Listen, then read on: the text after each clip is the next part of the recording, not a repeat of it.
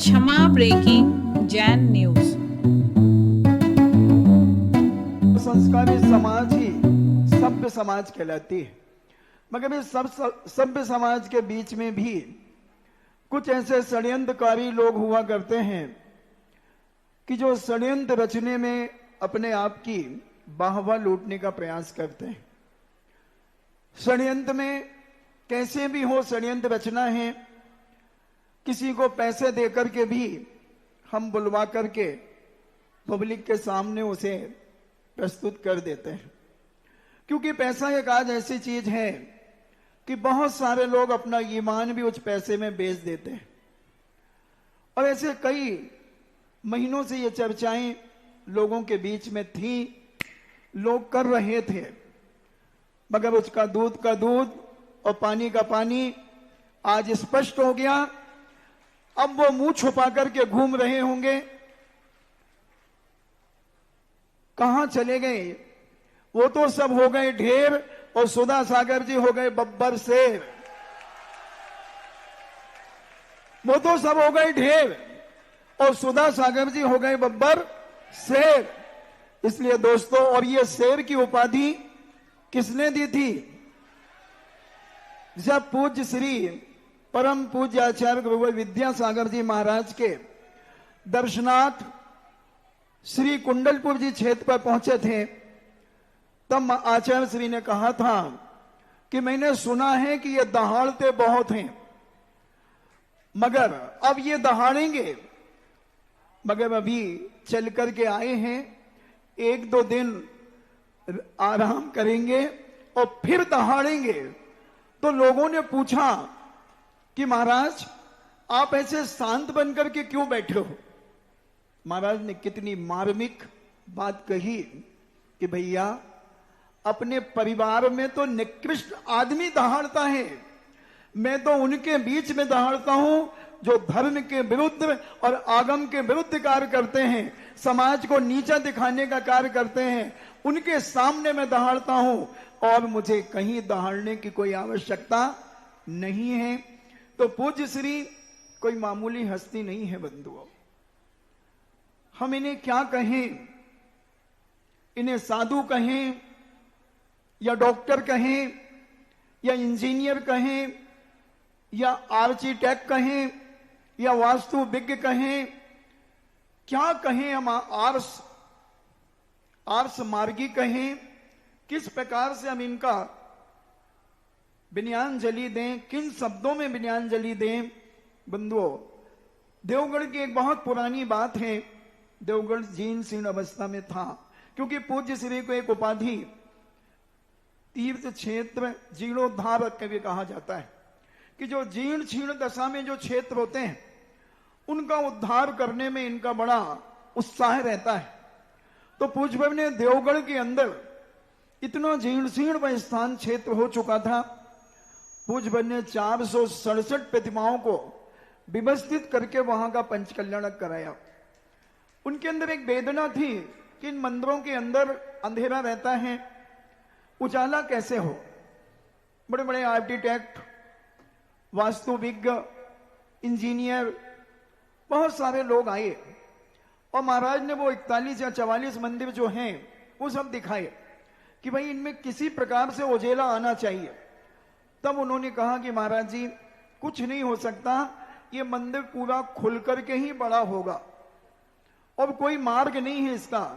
महाराज ने कहा भैया, इन मंदिरों को खुलवा करके कौन बना सकता है?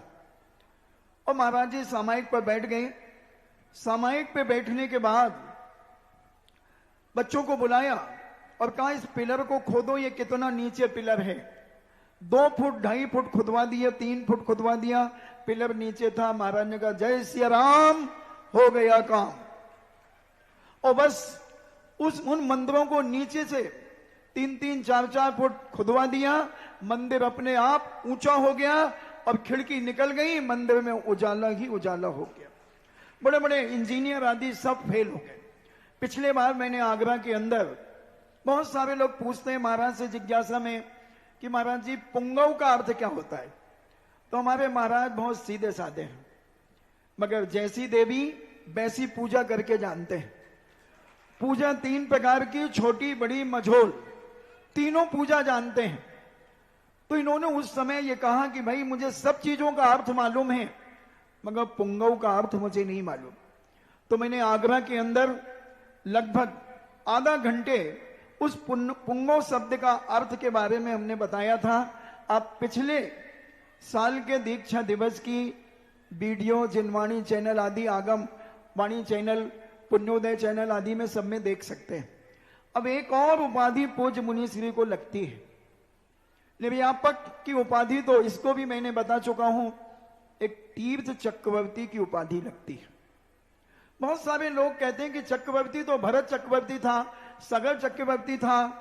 वो चक्रवर्ती तो लौकिक श्रावक थे, उन्होंने 6 खंड पर अधिपत्य प्राप्त किया। मगर आचार्य श्री ने जब आज के दिन इनको दीक्षा दी थी, तब कहा था, परम सागर आज तीज का दिन है और मुक्ति का बीज, तीज का दिन है और मुक्ति का बीज, अब तुम्हारे जीवन में मुक्ति का मार्ग प्रशस्त हो जाएगा। और जब ये पहले ब्रह्मचारी अवस्था में पूज्य वीर के पास तीर्थ यात्रा का आशीर्वाद लेने गए थे, तब आचार्य श्री ने कहा कि जय कुमार, मैं तुम्हें ही तीर्थ बना दूं तो मैं ही तीर्थ बना दूं तो ये थोड़े से सक पका से गए। फिर कहा जैसे आपकी इच्छा। तो जब पूज्य गुरुदेव ने ब्रह्मचारी अवस्था में ही तीर्थ शब्द जोड़ा, क्योंकि क्या ऐसा कुछ उनका निमित्त ज्ञान पूज्यवर का था कि जिसके माध्यम से उन्होंने जान लिया था कि यह भविष्य में बहुत सारे तीर्थों का निर्माण करेगा, बहुत सारे तीर्थों का जीर्णोद्धार करेगा। तो पूज्यवर ने उस समय ने तीर्थ से संबोधन किया, तुम्हें ही तीर्थ बना दूं। और जब पंच परमेष्टि पद के अंतर्गत जब साधु परमेष्टि बन जाते हैं, तो ये चलते फिरते सिद्धों के नाम से ही ख्याति प्राप्त हो जाते हैं।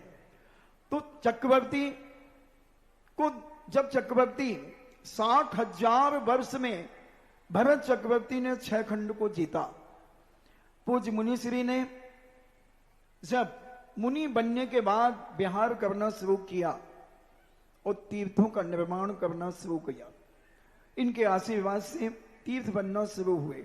मगर अपने आप जैसे चक्रवर्ती को कई राजा महाराजा अपने आप भेंट लेकर के समर्पित करते चले जाते थे, ऐसे ही समाज इनको अपना मंदिर समर्पित कर देती है, सब कुछ समर्पित कर देती है। मगर कहीं कहीं कुछ आताताई, आतंकी, दुराचारी ऐसे भी कहीं पर लोग होते हैं। हम एक स्थान का नाम नहीं बताऊंगा, हम लोग बिहार कर रहे थे और वहां पे पता चला कि अगर दिगंबर साधु यहां आएगा तो खून की नदियां बह जाएंगी। किसी को कुछ मालूम नहीं, उधर के कलेक्टर को मालूम था।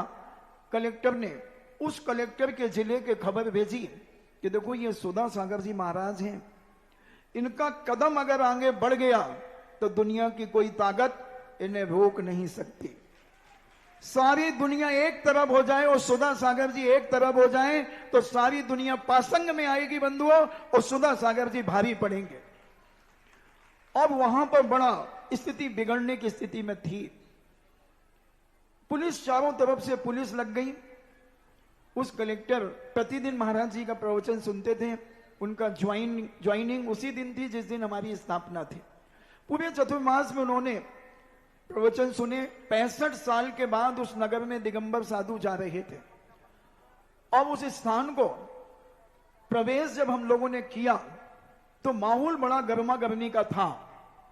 ऐसा लग रहा था कि कोई विस्फोट बड़ा हो सकता है और मात्र दर्शन करना था। इनको संघर्ष में बड़ा आनंद आता है और इनका जीवन संघर्ष में ही रहा है। जन्म से अगर हम देखें, जय कुमार की स्थिति से देखें तो 7 बार निमोनिया, नदी में डूबते डूबते बचे, आग से जलते जलते बचे।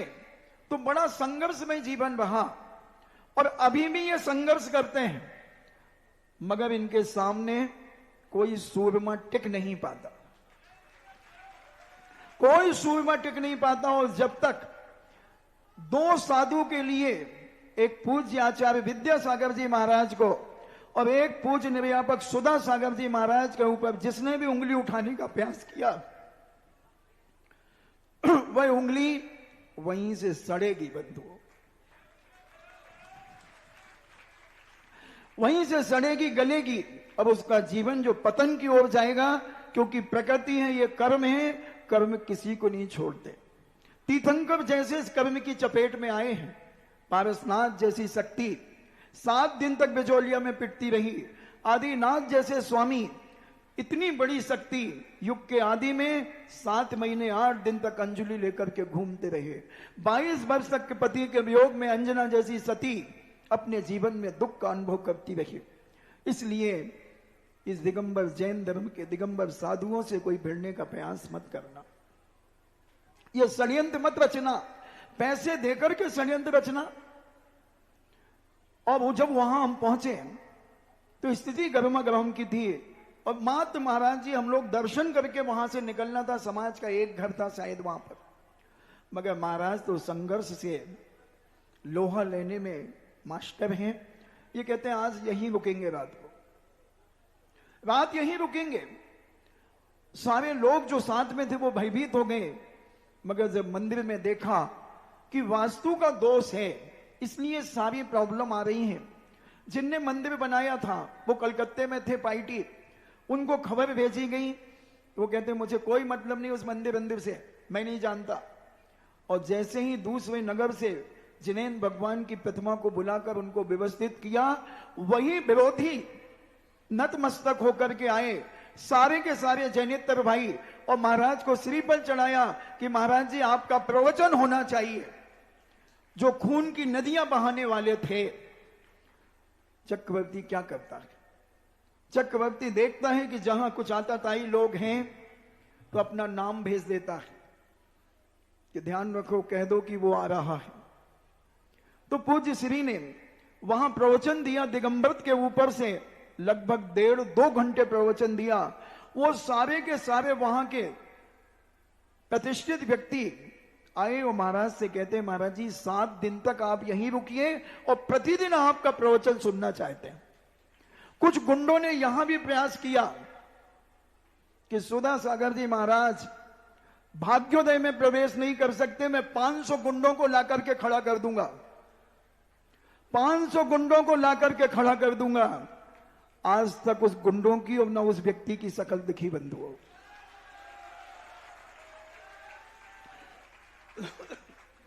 क्या ये तीर्थ चक्रवर्ती के लायक नहीं है? तीर्थ चक्रवर्ती के लायक नहीं है? कहां है वो गुंडा, कहां है वो 500 लठैत? सब बंकरों में घुस गए, सद्दाम के बंकर में, क्योंकि सद्दाम चला गया तो सद्दाम का बंकर खाली है, लादेन का बंकर खाली है, चले गए होंगे।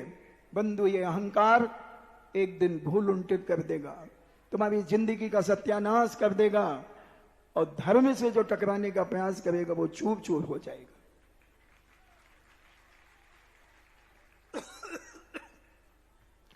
बहुत आताताई, बहुत अत्याचार, जो चाहे वो कितना सहन करें, मगर इनकी साधना में इतनी ताकत है, इतनी ताकत है बंधुओं कि सारे दुनिया के अनर्थ उसमें भस्मसात हो जाते हैं, तहस नहस हो जाते हैं। और हम तो इन्हें स्प्रिंग मानते हैं। स्प्रिंग जानते हैं आप? कई लोगों ने इन्हें दबाने का प्रयास किया, और स्प्रिंग को जितना तुम दबाओगे क्या होता है? सच बोल, काला कौआ काट खाएगा। स्प्रिंग को जैसे ही तुम दबाओगे वो और ऊपर उचकेगा। बोलो, जब से लोगों ने दबाने का प्रयास किया, अपमानित करने का प्रयास किया, जब तक कितनी ख्याति, कितना प्रभाव, जहां चले जाए वहीं पर प्रभाव, वहीं उनका गढ़, वहीं उनका इलाका, सारे लोग नतमस्तक हो जाते हैं बंधुओं, क्योंकि सच्चा नहीं डरता जमाने से। महाराज का सिद्धांत है सच कहना, खुश रहना, न राहु का लेना और न केतु का देना। इसलिए दोस्तों हम समझने का प्रयास करें, और जो अज्ञानी जीव मिथ्यात्व के कारण अपने आप को अभी छुपा करके रखे हैं। भगवान करे सारे लोगों के अंदर सद्बुद्धि आए, विवेक जागृत हो। अब ये तो महाराज कहते ही हैं कि जब मैं बिहार कर रहा था एक बार गुरुजी के पास से, तो गुरुजी से कहा कि महाराज जी समाज है, समाज कुछ भी कर सकती है, कुछ भी लांछन लगा सकती है। महाराज ने कहा गजराज बन के चलना, हाथी बन करके चलना। तो महाराज गुरु सूत्र देते हैं और शिष्य उसकी टीका लिख करके विश्लेषण कर लेता है। फिर महाराज ने कहा कि मैं तो हाथी बन करके चलूंगा। और जब चले तो कुत्ते भौंके, कुछ कुत्ते भौंके। महाराज ने पलट करके नहीं देखा। महाराज कहते हैं जब हाथी चले और कुत्ता भौंके, और हाथी अगर पलट के देख ले तो नकली हाथी, और हाथी चले कुत्ते भौंके और कुत्ता और हाथी स्वाभिमान से अपने आप के मार्ग को प्रशस्त करता चला जाए, तो वो सच्चा हाथी है। और सारी समाज आज भारत की जानती है कि सुधा सागर जी महाराज क्या है, क्या है सुधा सागर जी महाराज। बंधु इन्होंने क्या नहीं किया। और वही सुधा सागर महाराज को मैंने देखा 1984 की बात है, 84 की, पिसनहारी की मड़िया की। अच्छा श्री का अचानक स्वास्थ्य खराब हो गया, जैसे इन महिलाओं का स्वास्थ्य खराब हो गया, शायद इनको भूख सताने लगी होगी, इसलिए इनका स्वास्थ्य खराब है। तो आचार्य श्री का अचानक स्वास्थ्य खराब हुआ, तो आचार्य श्री ने मुझसे कहा कि सुधा सागर जी महाराज को बुला के लाओ। तो मैं गया, महाराज जी बिल्कुल कोने में बैठे रहते थे, और मैंने कहा नमोस्तु महाराज जी, आपको आचार्य श्री बुला रहे। मुझे बुला रहे हैं? मुझे? हमने कहा आपको बुला रहे हैं। और खड़े हुए और पीछे ऐसे कांप रही जैसे पूछ की ठंड हो, मुझे बुला रहे हैं। और ऐसे गए, बैठ गए। आचार्य जी को नमोस्तु की। आचार्य जी कहते हैं सुधा सागर जी आज उत्तम शौच धर्म है। बोले जी, बोले प्रवचन करना है। मैं नहीं करूंगा। आचार्य जी कहते क्यों नहीं करोगे? आप कितनी देर में आओगे? बोले मुझे आना होता मैं तुम्हें क्यों कहता। और उसके बाद आचार्य जी ने कहा अभी 15 मिनट बाकी हैं, तैयारी कर लो। 10-15 हजार की पब्लिक पिसनहारी की मड़िया में। और महाराज जी मुझसे फिर कहते हैं मुझे क्यों बुलाया तुमने? अरे मैं तो पोस्टमैन हूं, वहां से चिट्ठी आई थी, मैंने आपको चिट्ठी दे दी, मैं क्या कर सकता हूं। और महाराज जी गए, जब इनकी पिछी ऐसे कांप रही थी, मंगलाचरण कर रहे थे, वो एक लाइन मुझे याद है, मैं कंकर संकर बना। और उसके बाद 3 लाइनें और बोली, और जो प्रवचन दिया 1.5-2 घंटे का प्रवचन दिया, और लोगों के अंदर तहलका मच गया। सारी जनता के अंदर एक बात जागृत हो गई कि अब कल से आधा घंटे का सुधा सागर जी का प्रवचन और 1 घंटे का आचार्य श्री का प्रवचन। और जैसे ही इनको पता चला, तो कमेटी के लोग थे, कोमल सिंघई जी वगैरह, उनसे कहा कि ध्यान रखना, अगर आचार्य श्री से किसी ने ये बात कही ना तो मैं मौन ले लूंगा। कोई शौक नहीं अपनी ख्याति लाभ पूजा का, कोई मतलब नहीं अपने आप से। फिर सक्सेस क्यों हो जाते हैं? जिस काम को कह दें, जिस चाम को छू लें, वो पूर्णतः सफल हो जाता है। मूल कारण, बहुत साधु ईर्ष्याएं करते हैं।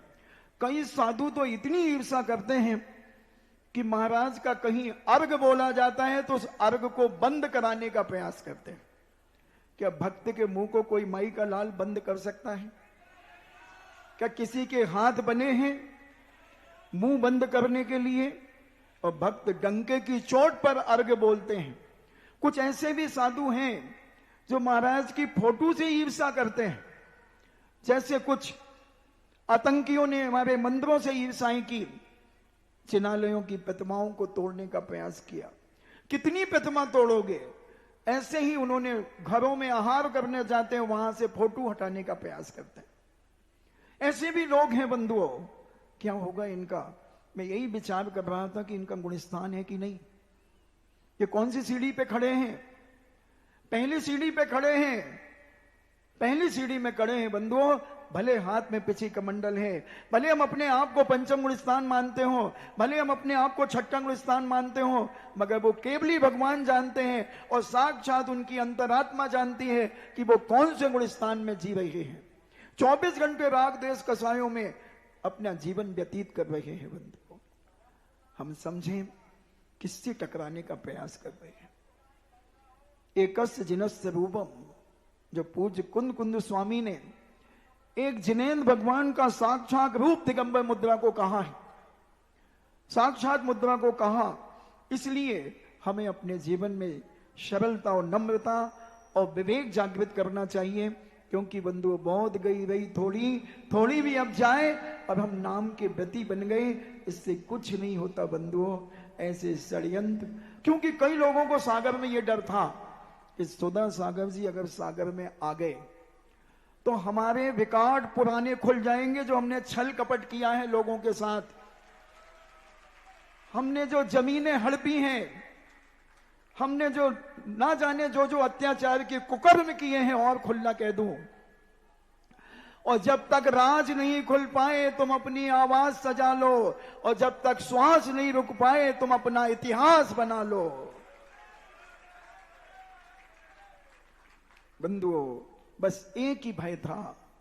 और मैं तो कहता हूं, जब विद्यानंद जी को कुछ लोगों ने 1996 के चातुर्मास की प्रवचन की कैसेटें सुनाई, आचार्य विद्यानंद जी महाराज जो कुनकुन भारती में रहते थे, बहुत विद्वान आचार्य थे, उनको जब ये कैसेट महाराज के प्रवचनों की सुनाई तो उन्होंने कहा, मुझे पंडित शीतल चंद जी ने, जो छात्रावास के प्रिंसिपल थे, उन्होंने मुझे बताया कि गंभीर सागर जी, हमारे जयपुर के कुछ लोगों ने विद्यानंद जी महाराज को प्रवचन की कैसेट सुनाई कि सुधा सागर जी महाराज ऐसा बोलते हैं। तो विद्यानंद जी महाराज ने कहा था, 25-40 विद्वान उनके कमरे में बैठे हुए थे, तब विद्यानंद जी महाराज साहब ने कहा था कि सुनो ये कैसेट सुनाने वाले, सुनो, मैं कहना चाहता हूं, जब मैं भी जवान था तो मैं भी ऐसे ही प्रवचन करता था, और आज सुधा सागर जी जिस प्रकार से प्रवचन करते हैं, अगर भारत में ऐसे 10 साधु हो जाएं तो ये जैन समाज बहुत ऊंचाइयां पा सकती है और सारे युवा पीढ़ी सुधर सकती है। सुधा सागर जी महाराज बहुत चिंतनशील है, मगर कब चिंतन करते हैं, कब सोचते हैं, कब पढ़ते हैं। हमारी आर्यकाएं भी कहती हैं, महाराज जी आप प्रवचनों को चिंतन कब करते हो। हमारी उप शांतमती जी कई बार कहती हैं, महाराज जी चिंतन कब करते हो आप, क्या गजब का प्रवचन, क्या गजब का प्रवचन। तो ये चिंतन तपस्या से होता है।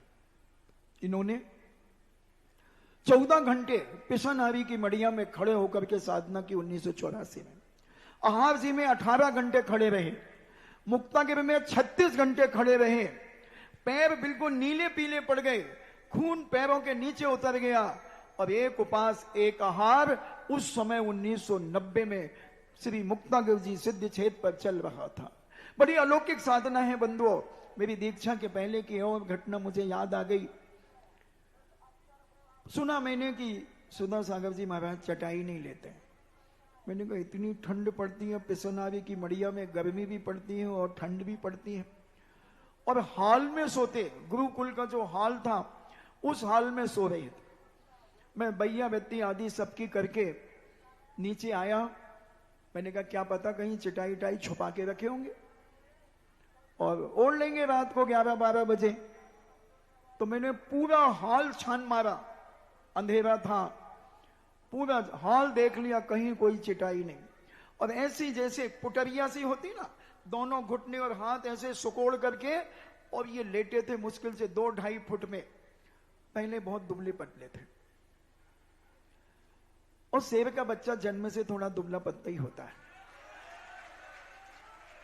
और जब शेर बन जाता है फिर दहाड़ता है। धर्म नासे क्रियाधुन से सुसिद्धांत विप्लवे अस्पष्टैरपि वक्तव्यम सत्स्वरूप प्रकाश ने। जहां धर्म का नाश हो रहा हो, जहां क्रिया का नाश हो रहा हो, जहां सिद्धांत को उलट पुलट किया जा रहा हो, वहां पर सत्य के स्वरूप को प्रकट करने के लिए डंके की चोट पे बोला जाता है बंधुओं, दुनिया की कोई ताकत रोक नहीं सकती। जयपुर के अंदर एकांतवादियों को ऐसा ललकारा कि वहां के लोग, वहां के ट्रस्टी, टोडल स्मारक के ट्रस्टी पूज्य आचार्य गुरुवर के पास गए और बोले, आप सुधा सागर जी महाराज को रोकिए महाराज जी, हमारे पूरे फाउंडेशन के जो लोग थे वो सब तितर बितर हो गए, इस्तीफा दे दिया और बड़ी स्थिति खराब है। आचार्य जी ने बहुत आराम से शांति से सुना और कहा, भैया ये बताओ, आगम विरुद्ध तो नहीं बोलते ना? आगम विरुद्ध तो नहीं बोलते ना? उनकी मैंने सुना है कि उनकी कैसेट बनती है, उनका प्रवचन टेप होता है, तुम एक भी प्रवचन उनका आगम विरुद्ध ला करके दिखाओ, मैं उन्हें मना कर दूंगा कि सुधा सागर जी तुम प्रवचन करने के योग्य नहीं हो। विचार करना, शिकायत करने गया था और वहां उल्टा तारीफ कर रहा है कि आगम विरुद्ध नहीं बोलते। बंधु महाराज जी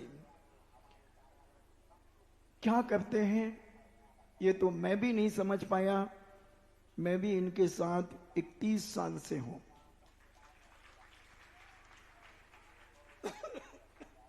कब पढ़ते हैं, क्या करते हैं मुझे नहीं पता, मगर मैं ये जानता हूं किसी भी मंच पर, किसी भी वक्त, कहीं भी बिठा दिया जाए तो ये उस मर्म को, धर्म के मर्म को सारी समाज को परोसने की ताकत रखते हैं। कैसा भी विषय हो, कैसी भी स्थिति हो, कैसा भी टॉपिक हो, तो ये ऐसा। और पूज्य श्री ने जो प्रभावनाएं की हैं, बहुत प्रभावना की, सारी दुनिया इनकी प्रभावनाओं को जानती है। तो वो चक्रवर्ती, तीर्थ चक्रवर्ती, अब आपने मैंने सिद्ध कर दिया। और कितने तीर्थ बनाए बंधुओं मुझे याद नहीं है, कितने तीर्थ, कम से कम 50-60 तीर्थ इनको ने नए स्थापित कर दिए। और जो जीर्ण थे उनको भी स्थापित कर दिया। गोलाकोट, हमारे एस.के. जैन साहब बैठे हुए हैं, राकेश जी मंत्री जी बैठे हुए हैं। उस गोलाकोट में साल में एक बार अभिषेक होता था और 14 जनवरी के दिन लोटा डाल दिया जाता था। लोग लड्डू आदि फोड़ करके, खा पी करके अपने घर चले जाते थे। मगर जब हम लोग पूज्य श्री गए और पूज्य श्री ने देखा कि ओहो, ऐसी मनोहारी प्रतिमा, इतनी अलौकिक प्रतिमा, और इतनी सी जीर्ण ऐसी दशा में पड़ी जहां पर 46 जिनेन्द्र भगवान के प्रतिमाओं के सिर काट करके ले गए थे 98 में। ऐसी दशा थी। मगर पूज्य श्री के आशीर्वाद से एस.के. जैन और राकेश ने जो कार्य किया, आज सारे भारत का दिगंबर जैन धर्म का क्षेत्र एक अलौकिक क्षेत्र है बंधुओं। वहां जाकर के आज आपका बच्चा ये नहीं कहता कि पापा घर चलो, क्योंकि दूसरे क्षेत्रों में जाते हैं, जब उनके टॉयलेट बाथरूम देखते हैं तो बच्चे कहते हैं पापा यहां गंदा टॉयलेट है, यहां नहीं रुकेंगे, यहां से चलो। मगर वहां की देखो भाई, मैं नाश्ता तो करता नहीं हूं। महाराज ने एक बार सांगानेर में कहा था कि हमारा गंभीर सागर नाश्ता करता नहीं है, या खाता है तो भरपेट खाता है या तो उपवास कर लेता है। तो अब मैं तो नाश्ता करूंगा नहीं, जिसको आस्था हो वो बैठा रहे, नहीं तो फिर रास्ता उसके लिए खाली है। तो मैं तो बोलूंगा, क्योंकि आपने राग रंग में कितने घंटे निकाले? 4 घंटे पूरे निकाले, 4.5 घंटे। तो क्या हम क्या करते हैं बताओ? बोलो, बंद करूं? बंद करूं?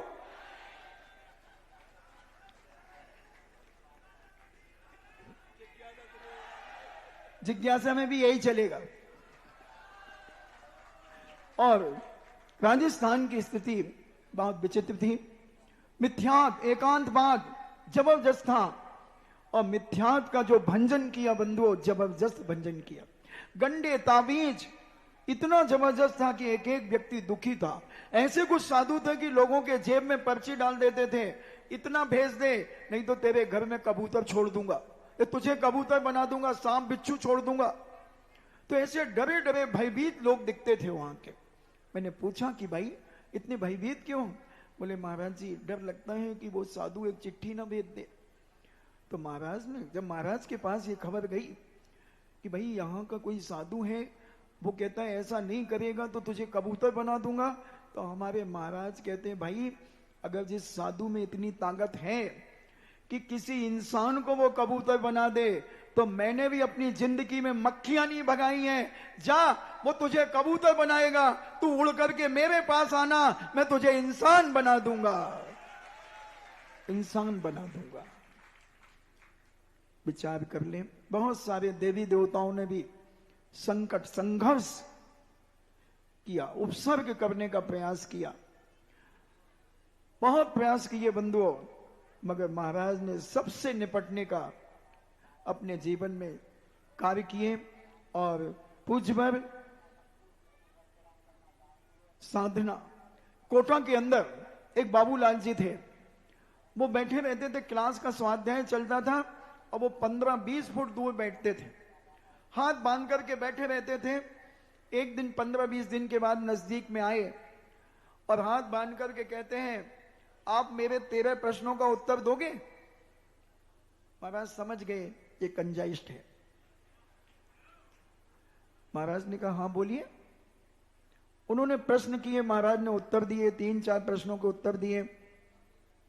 समय हो रहा था प्रतिक्रमण आदि का। फिर दूसरे दिन फिर आए, 3 दिन में उनके 13 प्रश्न निपट गए। फिर उन्होंने कोटा समाज के बीच में माइक में बोला, मैं बाबूलाल जैन, बज या शायद बाबूलाल बज थे, सिविल लाइन के वहां कहीं छावनी में रहते थे। उन्होंने प्रातः काल के प्रवचन में लगभग 1,500-2 हजार लोगों के बीच में कहा कि वो कांजी 1 नंबर का मिथ्या दृष्टि था, 75 साल के व्यक्ति थे वो, और बोले महाराज जी मेरे घर में आज तक चौका नहीं लगा, क्योंकि मुझे ऐसी ही पट्टी पढ़ाई गई थी, मगर आपने जो मेरे 13 प्रश्नों के उत्तर देकर के मेरी आंखें खोल दी, मेरे जीवन को परिवर्तित कर दिया। और पूज्य श्री ने जब उसे सब कुछ समझाया, फिर उन्होंने माइक में कहा कि मैं 2 साल कांजी के साथ रहा, मगर मुझे नहीं मालूम था कि इतना मिथ्या दृष्टि है और जैन दर्शन को तहस नहस करने आया है। और बंधुओं, उसने फिर पूरा चांदखेड़ी तक जब बिहार हुआ हमारा, तब चांदखेड़ी में चौका आदि लगाया, रास्ते में चौका लगाया। इतना परिवर्तन, इतना चेंज पूज्य के प्रभाव से। कौन सा ऐसा क्षेत्र है जो इन्होंने स्पर्श न किया हो? भूगर्भ से प्रतिमा, सांगानेर के अंदर से प्रतिमा, 1994 में भूगर्भ से जिनालय निकाला गया, फिर 1999 में निकाला, फिर 2002 में चांदखेड़ी से निकाला। चांदखेड़ी में बहुत सारे साधु संत आते थे और कहते थे कि यहां जिनालय तो है, मगर कोई हिम्मत नहीं कर पाता था। चूना वाले अमोलक चंद जी चूना वाले अध्यक्ष थे उस समय। उन्होंने कहा कि महाराज जी, विमल सागर जी महाराज ने कहा था कि कोई ऐसा बेजोड़ साधक आएगा और वो भूगर्भ से प्रतिमा निकालेगा। तब महाराज जी को यह बात अमोलक चंद जी ने बताई। महाराज ने विचार किया, महाराज को डाउट था कि पता नहीं है कि नहीं। तो एक दिन स्वप्न में आया कि डरते क्यों हो, निकालो। महाराज ने कहा रास्ता कहां है? फिर शायद स्वप्न खुल गया। फिर दूसरे दिन स्वयं किशन लाल जी मड़िया, जिन्होंने अभी राकेश मड़िया जो आए थे उन्हीं के खानदान के थे, और वो स्वप्न में आए महाराज के और महाराज से कहते हैं महाराज चलो मैं रास्ता बताता हूं। महाराज ने कहा रात में दिगंबर साधु नहीं चलता, कैसे ले जाओगे? बोले कहां है रात? और पूरा दिन दिख रहा है। और महाराज को ले गए, वो उस गुफा का रास्ता बताया, स्थान बताया। और स्थान बताने के बाद जब महाराज जी वहां ध्यान में बैठे, और ध्यान में बैठ करके जब उन्होंने सारा जायजा ले लिया ध्यान के माध्यम से, और फिर वहां लाभचंद जी वगैरह थे कमेटी के लोग, उन सब ने महाराज से कहा कि महाराज हाँ, चाबियां नहीं मिली, दरवाजा तोड़ दिया गया। और जब वहां से स्फटिक मणि की प्रतिमा, एक अलौकिक, जो वहां से सारी जनता को दर्शन कराए गए। बहुत संघर्ष, बहुत तपस्या, बहुत साधना, बहुत प्रभावना, और आगे और क्या क्या संभावना। आगे और क्या क्या संभावना। और सुने, पूज्य आचार्य श्री ने एक बार इनसे कुंडलपुर में कहा,